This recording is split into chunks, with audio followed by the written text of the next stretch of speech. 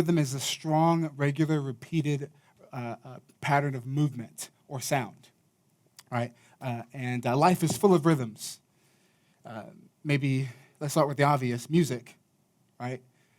Have you noticed, remember that second song, like the music was going and you were clapping your hands, and the moment we had to start singing, like immediately, like 10 hands stopped clapping, right? How many of you know the person next to you, like, yeah, we see you. We know that you don't have rhythm. It's okay, though. You're still welcome here, right? So, music is obvious, right? Not only music, but sports. I've been told I'm a terrible golfer, but it's not about how hard you hit. It's about the tempo of your swing, right?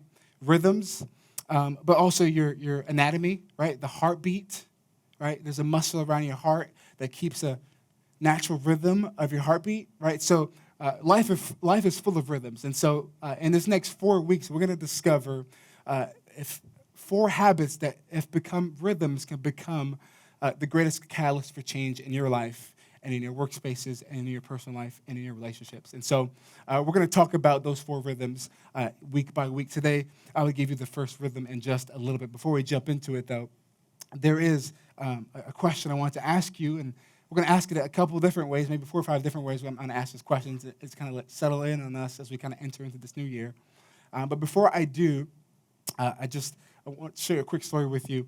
I was in Starbucks the other day, and just preparing for my week ahead, and I saw this little girl and her parents come walking in. This little girl, she's maybe about 3 or 4 years old, and her teenage sister, maybe like 13, 14, she walks in on her phone. Her parents comes in. They all 4 come in together.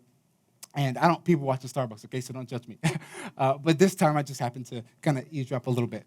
And so they came walking in, and I'm sitting there on the computer in my corner, just kind of making this my space. They walk in, they order something, and I can tell the little girl's like super excited to be there. Like she's pumped. Like she's like giddy. She's like happy to be there. She probably thinks she's gonna get coffee. I don't know. But she gets in there, and her parents order her like not coffee, but actually like, I think it's like popcorn or something like that. And so her parents are at a table. They're having a conversation. The 13-year-old's also there with them. She's on her phone, typical, right? And the 3-year-old, she's at another table behind them, and she's holding her popcorn. And this kind of like summarizes my 2019. Maybe this is for you as well. But she's sitting there with her popcorn. She's eating it, and she's so excited. And she doesn't notice, but like it's in her right hand, and it's kind of like tipping over. And it's like she's so excited that it's tipping over that like it actually falls. Majority of her popcorn falls out of her bag onto the table and also onto the floor. And I'm looking there watching like, oh my gosh, she's losing. She's so excited about this. She's losing her popcorn. It's spilling all over the floor and all over the table. And I try to get her parents' attention. And before I do, I see her like on the ground, like picking them up and like eating them. And so I'm like, hey, excuse me, I'm going to interrupt. And I point towards the little girl, and they're like, they rush over there to kind of help her pick up her stuff and to get her new bag of popcorn. And I don't know for you, but that summarizes my 2019. Like, I'm so excited for the new year, but then, like, I look back and I look up, I'm like, oh my gosh, it's over, and all of it's on the floor, and I got to pick it up. Maybe that summarizes your 2019 or your 2018 or the year before that. Right? And so as you enter into this new year, I want to ask you a question as you kind of settle into this new year that maybe it's going to require some honest, awkward evaluation. But I think that will set you up for not just a new year, but a new decade, and a question that you can ask in every season of life that if it become a habit, I think it could become part of your rhythm and change everything for you.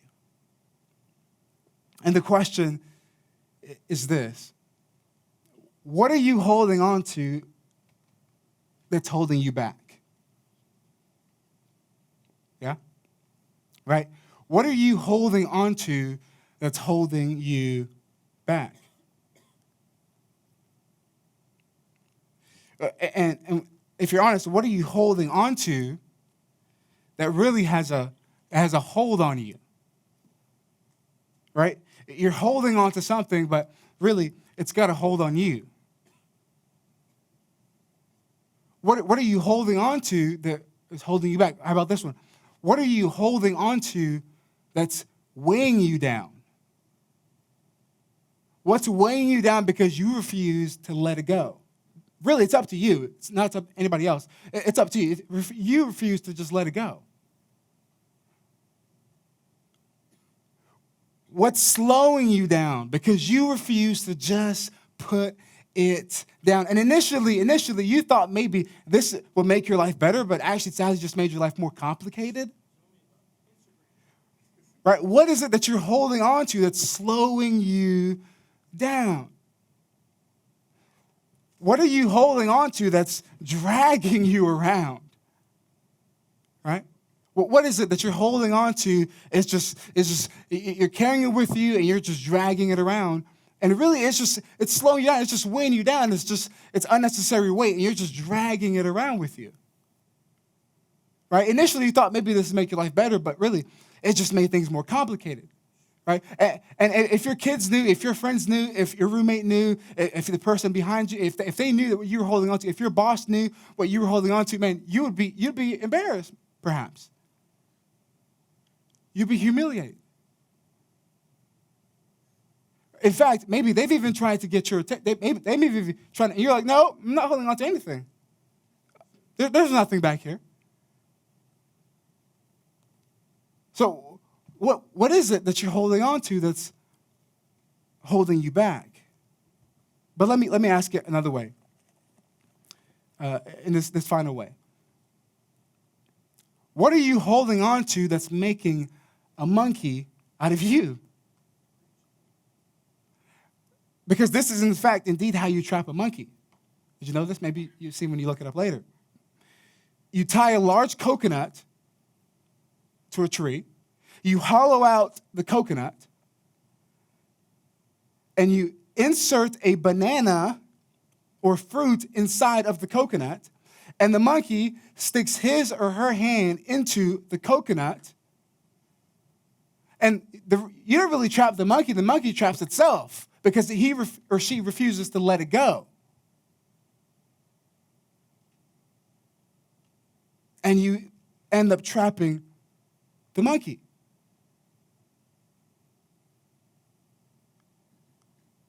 So, the bottom line for today, of today's message, whether you fall asleep because the chairs are so comfortable, or maybe you're watching on YouTube and your electricity goes out, okay? The bottom line for today is this. Look, let go of the banana. Let go of the banana and run away. Okay, I want us all to say this out loud together, okay? Let go of the banana and run away. It's that simple. That's it. All right, see you later. Now, if you're not a Christian, or how we call it around here, if you're not a follower of Jesus, that's pretty much all I have for you. Okay? You're smart enough to know, look, identify whatever that thing is that you're holding on to that's really got a hold on you. Identify what that thing is for you personally. Realize that it's costing you financially, it's costing you home, it's costing you sleep, it's costing you relationships, and then just decide to let it go. Just make that decision right now. Look, I just, maybe you've heard me say this before. I'm just acknowledging what you already know. Look, I don't have any authority over you, okay? I don't have any, no matter how many scriptures I quote, doesn't matter. Bless God, we started this church 4 months ago. Look, I have no authority over you. I'm just acknowledging what you already know. Amen. But just let go of the thing that you're holding on to, realizing that it's costing you financially. And before going, I might just add this. What you're holding on to, you're actually holding off. By holding on, you're actually holding off. By holding on, you're actually holding off the people who love you the most. And the people who want the best for you. And the people that you love the most. You're holding off. Now, for those of you who are followers of Jesus, you are Christians, there's more, okay?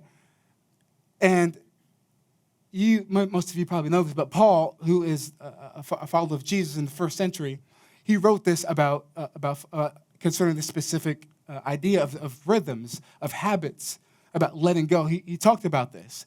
He actually said to first century followers, he wrote a long extended letter to them. He said, look, hey guys, I know there's something that you might be holding on to, that you're holding back that's really got a hold of you. So not in those specific words, but I want to help you let go of those things. And so he writes this letter to Christians in Nero's Rome, which you're probably familiar with by now, like maybe from history, that at that time it's not a safe place to live, especially if you're a Christian. Living in Rome is not safe. I mean, Christianity has grown so much in Rome that it's kind of taken over the culture of the time, and Nero is able to blame Christians for burning down Rome, right? It's not a safe place to live at this time. And so they're going through some difficulty and some conflict, but Paul says to them, he writes this letter to them, and in his letter, it dawns on him that there's a possibility that he's writing to them and they don't know something. So he writes in his letter what he does in a lot of his letters. He says, don't you know? He starts off saying, don't you know? Don't you know? And he says this to kind of catch them all up. Just to kind of catch them all up, because he's assuming they might know something that they might not know. So this is where the letter picks up, and where it starts off for all of us. It says this, don't you know? Don't you know? And he says this, don't you know, because they might know, they might not. But he says, don't you know? And what he's about to say, the statement he's about to make in just a moment, it's kind of obvious. It's kind of obvious, and it doesn't really need to be said, but it sets him up and sets us up for where we're going next.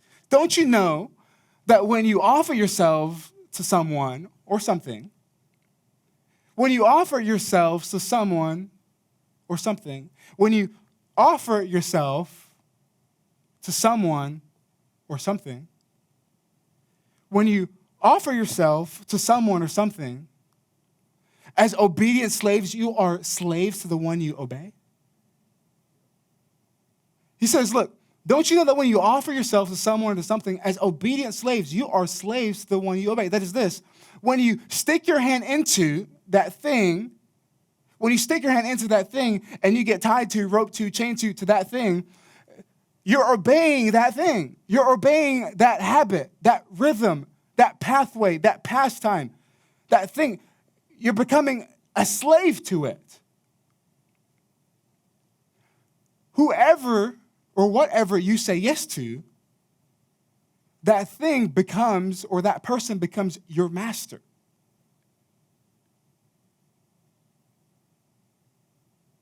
Whoever or whatever you say yes to, that thing, that person becomes your master.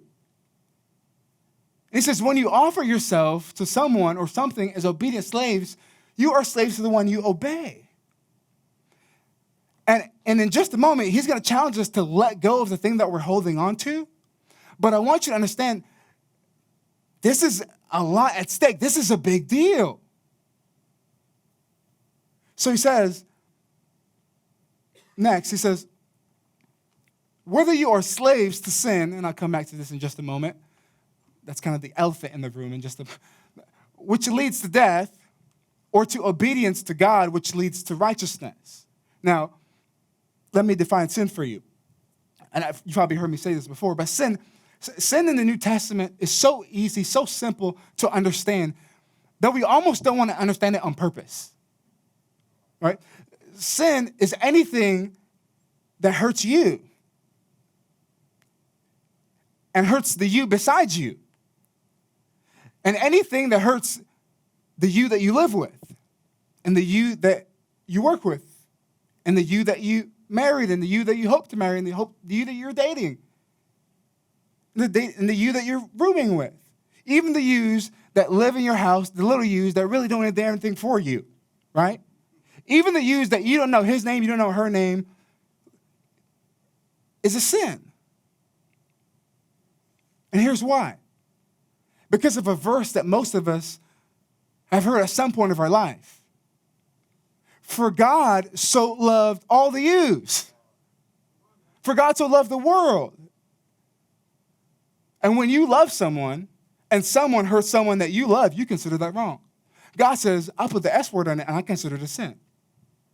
So when you hurt you, who God loves, and when you hurt the you around you who God loves, it's a sin. You don't even need a list. It's that simple, it's that easy, it's that compelling, it's that demanding. So he says, when you are slaves to sin, which leads to death, or to obedience to God, which leads to righteousness, he's saying this, look, when you are a slave or obeying that thing, that habit, that pastime, and it undermines you and it undermines the person next to you, he says it leads to death. And I don't know what you think of when you see that, but what Paul is saying is this: sin actually kills things. Sin kills. Sin can kill, and if you've lived long enough, you've learned that sin does kill, because you've probably been a victim of this. Maybe you've been through a long, painful, and dreadful divorce. Maybe someone did something to you, or you did something to someone else. Sin kills relationships. Sin can destroy who and what you begin to see in the mirror. Sin can kill your confidence. Sin can kill your health. Sin can kill your financial security because, right, especially if you have a bad habit and you're financing your bad habit. Sin kills. But perhaps worst of all, sin can kill your peace. It kills your peace because it kills your peace between you and the other person that you sinned against. Or it kills your peace with you and God because your conscience bothers you. Or sin kills your peace with, maybe what's even more important, your peace with you. Again, because of who you begin to see in the mirror. Sin kills, but here's the practical part. Not only does sin kills, but obedience makes things right. Obedience makes things right. Obedience makes things and keeps things right between you and you, and between you and the other person, between you and God. Obedience, doing what's right when it's hard, doing what's right, keeps things and makes things right when it's hard. So when you're at home, and maybe you've done this before and you've lived this, but there's nothing so much better than when you're laying at bed at night and you're sitting there looking at the ceiling and you're hitting your pillow on your head at night and you realize, man, I don't know what the world has in store for me, but I know what I did was right. There's nothing more peaceful and satisfying than that. But also the opposite is true, is it not? Right? When you wake up in the morning and look at yourself in the mirror, knowing that what you did was wrong, what you did was not right. And it's hard to live with that person. Look, I'm speaking from experience.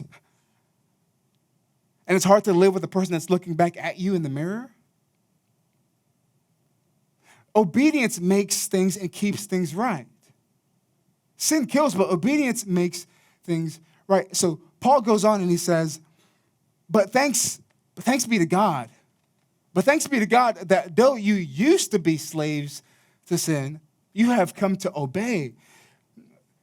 Not just your belief system, because belief doesn't do anything. You have come to obey from your heart. And I love this phrase, the pattern of teaching that has now claimed your allegiance. The pattern of teaching. The pattern of teaching. What Paul is saying is this, look, I'm inviting you into a new way of thinking and seeing that changes everything. He says, look, I'm inviting you into a new way of seeing God. I'm inviting you into a new way of thinking, of seeing. I'm inviting you into a new lifestyle. I'm inviting you into a new pattern of teaching, a new way of doing life, a new way of seeing the world, a new way of seeing yourself, a new way of seeing your family, a new way of seeing every you that you've ever stood eyeball to eyeball with. Look, I'm inviting you into a new way of thinking, a new way of behaving, a new pattern, a new rhythm.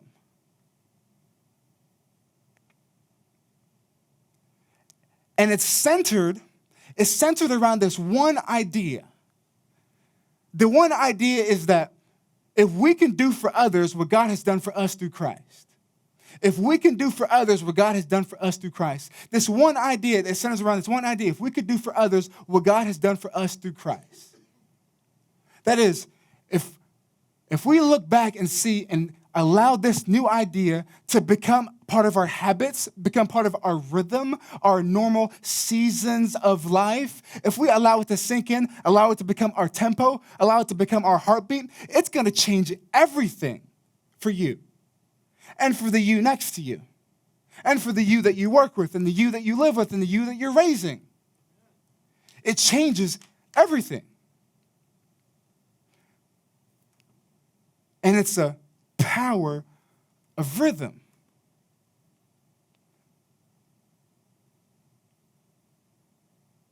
But he goes on. He says, don't you know that your bodies? Now, he kind of, like, if you're reading the text, like, it's like, okay, I think I get it. I think I understand it, but they kind of have some questions. And so he starts off the letter again with what he normally does. He says, but don't you know that your bodies, this is all so practical. Don't you know that your bodies are temples? Don't you know that your body, because maybe they don't know, but maybe they do. But don't you know that your bodies are temples? And he says, look, if you understand this, then maybe you understand what I've been teaching about for this past 15 minutes. He says, if you understand this part, you'll get it. Don't you know that your bodies are temples? Now, I don't know what you think when you see this, but here's what they thought. They thought, well, that's kind of strange. Okay, no, a body is a body, and a temple is a temple. A body is not a body, and a temple is not look, a body is a body, and a temple is a temple. And a temple is not a body, and a body is not a temple. Because they were so used to going to temples, especially if they were Jewish. They took that long journey road to worship God at the temple. And if they came from a different background, of a pagan background, man, them going to temples was glorious. It was ritualistic. And the temples belonged to the gods. And so they're thinking, look, your body is, no, this is really, I'm not understanding. This is kind of confusing. Do you not know that your bodies are temple? For them, the temple was so sacred. The temple was this elite place that you had to look a certain way or dress a certain way just to enter. The temple was so sacred. And they're thinking, no, if you want to know where heaven is, where heaven meets earth, is at the temple. If you want to know where heaven meets earth, if you don't know where heaven is, it's at the temple. The temple is where heaven meets earth. And Paul says, exactly. That's exactly what he's saying. He says, look, the person next to you, because of what God has done for us through Christ, the person next to you is more sacred than any sacred site you've ever been to. The person next to you is more sacred than every temple that you've ever seen, if you've ever been to. This is a new way of pattern. This is a new way of teaching. This is a new rhythm that I'm inviting you into. And if we see it this way, it's going to change everything for you. So he says, do you not know that your bodies are temples of the Holy Spirit who is in you? That's why. That's why you're so sacred, because of who lives inside of you. And you might be thinking, whoa, I'm not sacred. You have no idea how many things that I'm holding on to that's holding me back. You have no idea. Look, Paul's saying, look, you misunderstood me. You're not sacred because of your behavior. You're sacred because of who lives inside of you. And who lives inside of you, he put a price on you. He says also, what's true of the temple is also true of you. You are not your own. Right? The temples belong to the gods. The temple belongs to God. He says, you are not your own. And they're thinking, well, okay, Paul, this is strange. This is kind of sounding like that slavery thing again. And he says, exactly, that's where I'm going. He says, you were bought with a price. You were bought with a price. Here's the implication. Then the you next to you is more sacred than any person next. The you is more sacred than any temple that you've ever been to. It's more sacred than any building you've ever stepped into. And you were bought with a price. And the reason why we find it so offensive possibly is because you don't know what your price was. After I became a Christian, I went to pursue religious studies in college, and so I didn't take any economics classes, and for several other reasons why I didn't, and we're not getting into that right now. But I didn't take any economics classes, but according to my master class from Paul Krugman, who's an economist, he says this in his master class, everything I've learned, okay, from all of his lessons, everything I've learned is this. Here it is, okay, from Econ 101, okay, here it is. The perceived value of a thing is what it will bring. Okay, if it doesn't rhyme, I don't understand it. It doesn't make sense, okay? So I have to make it rhyme. The perceived value of a thing is what it will bring. That is, look, the perceived value of the thing that the price is willing to pay for is what it will bring. The perceived value of a thing is what it will bring. This is why water in certain parts of the world is more expensive than any other parts of the world, because the perceived value of water. I remember when Jamie and I were living in Las Vegas, and so when you get married, it's like I feel like you're supposed to like add something to the marriage. I didn't bring anything, you know. I just brought like a empty stomach, and so like and all my baggage. I didn't bring anything, but her father gave her a car in college, and she brought that into the marriage. I was like, thanks, Dad, you're awesome. And it's all paid off for. And I remember we were living in Vegas, and we were driving our Hyundai Accent 2009, I think it was. And we were kind of coming off the I-15 in Las Vegas, and there's a yield sign. It says yield. You're supposed to yield as you come off. You guys know that, right? Like you're supposed to, okay, you got it. So you're supposed to yield as you come off. So I'm getting off the highway, and I do what I'm supposed to do. I yield and onto oncoming traffic, and the guy behind me doesn't. He keeps going, and he rear ends us. And just the small, minor, like, bumps and stuff like that, we take the car in and do all the insurance exchange and all that other stuff. And so we take the car in, and it turns out his insurance gives me a car for a couple weeks. That's what they're supposed to. It's routine. And he calls me, his insurance, State Farm, calls me 2 weeks or so later and says, hey, Mr. Smith, I'm calling you regarding your Hyundai. And I said, yeah. And I'm kind of expecting this phone call. Maybe some of you have ever been in this position before. And so he says, look, hey, your car's totaled, and so I want to purchase your car from you and give you what you deserve. And I said, okay. And he said, how does $3,000 sound? That sounds good? And I'm like, no. I said, hard pass, no. In fact, I said, not only is it good, I mean, we need more than that. I mean, come on. What you're going to do is you're just going to take my car, you're going to scrap the metal and sell all the parts and get $3,000 from it, and I'm left with what? Right? And so he says, so I said, okay, how about, he says, how about 4,000? I said, how about 5,000? And we got a deal. He says, all right, 5,000. So I give that 5,000 and put it down payment on our current car that we have now. Right? The perceived value. Because there's no such thing as actual value. There's only perceived value. Right? This is not a trick question, but what happens to the price of something if it's not sold in the store? Right, exactly, right? They drop the price. They're going to keep dropping the price until they get to a price where the person or people perceive that the value of the price actually lines up. Get this. Wise up, people, wise up. The price, there's a price put on you. You were purchased. Don't be a cow. There's a price put on you. Do you know what the price was? It was God's Son, right? Don't miss this, right? You know this. You've heard this before, but don't miss this. God's Son gave his life for you. Hallelujah. And the price that was put on you determines your value in the eyes of God. So God's Son gave his life for you. Quick question. What has the thing you're holding on to offered for you? What has the thing you're clinging to offered for you? In fact, it may be nothing. It's probably cost you more than anything. It's probably cost you sleep. It's probably cost you financial security. It's probably cost you your job. It's probably cost you a relationship. It's cost you more than it's offered anything for you. You are not your own. You were bought with a price.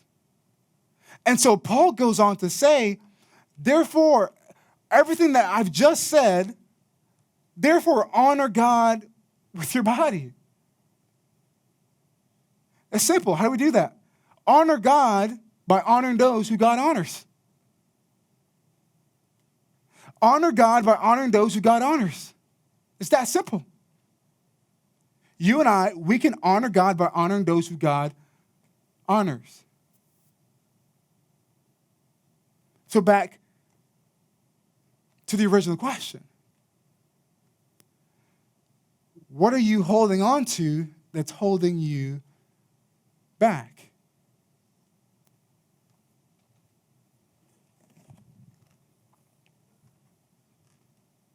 Right? What are you holding on to that's holding you back?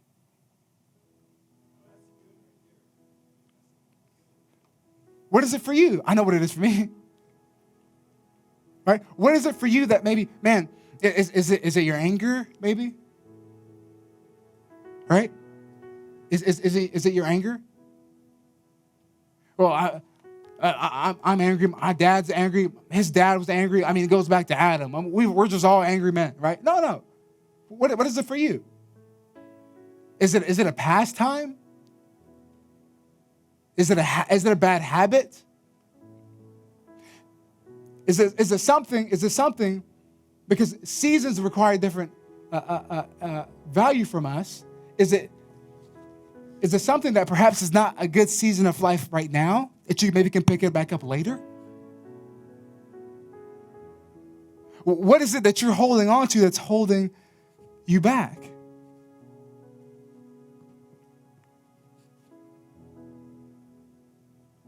It might be a good thing that's not good right now. In fact, I remember, let me fix this. My ears are so tiny.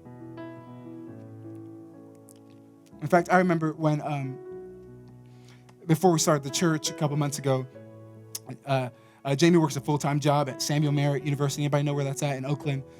She worked at Samuel Merritt University. And so she's the only one that's excited. That's awesome. Hi, it's good to see you today. Glad you're here. And so she works at Samuel Merritt University, and she's working a full-time job. And this is what I do full-time. This is my gig, church. And so I really don't do anything. I know that's what most of you think. Like, pastors don't do anything. They just get up there on Sundays, and they just talk for 30 minutes or whatever, right? And so full-time, this is what I do full-time. That's what she does full-time. And so before we started, though, my schedule was a little bit different. My big rocks are more kind of farther apart. The big things take up majority of my time.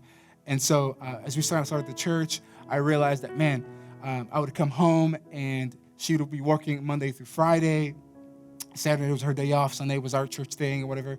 And so throughout the week, she's getting ready for church and worship and all this other stuff, leading worship and all that. And I'm getting ready doing nothing, right? and so, like, for me, like, there's 3 days of the week that I would go play basketball towards the evening, because this is one way that I blow off steam, relax a little bit from all of my hard work and dedication and all that stuff. And this is just another way. It's just fun for me to go do that as well, to kind of just relax. And some of you right now are like, great, I'm glad he doesn't play golf, right?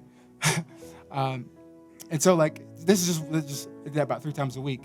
And I started to notice that, man, like, if I'm doing this 3 times a week, that I'm noticing that, like, when I'm leaving, she's coming in the evenings, and then I'm missing her.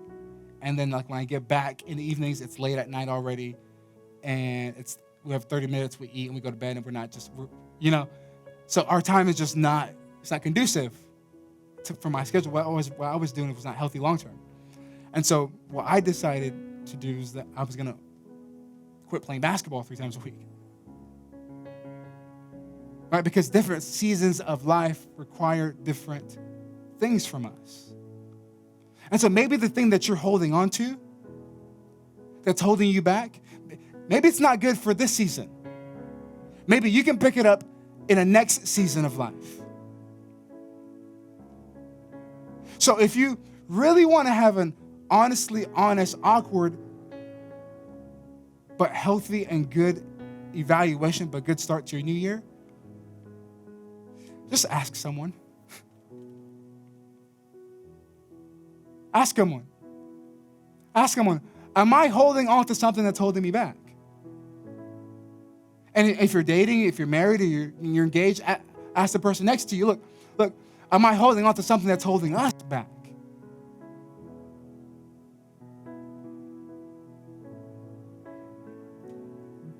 Because different seasons of life require different things. So what is it that you're holding on to that's really got to hold on you? What is it that you're holding on to that really you need to let go and give up?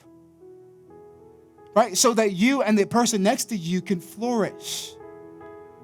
So for the next 4 weeks, I want to give you 3 habits that if you incorporate them into your rhythm of life, it's going to free you.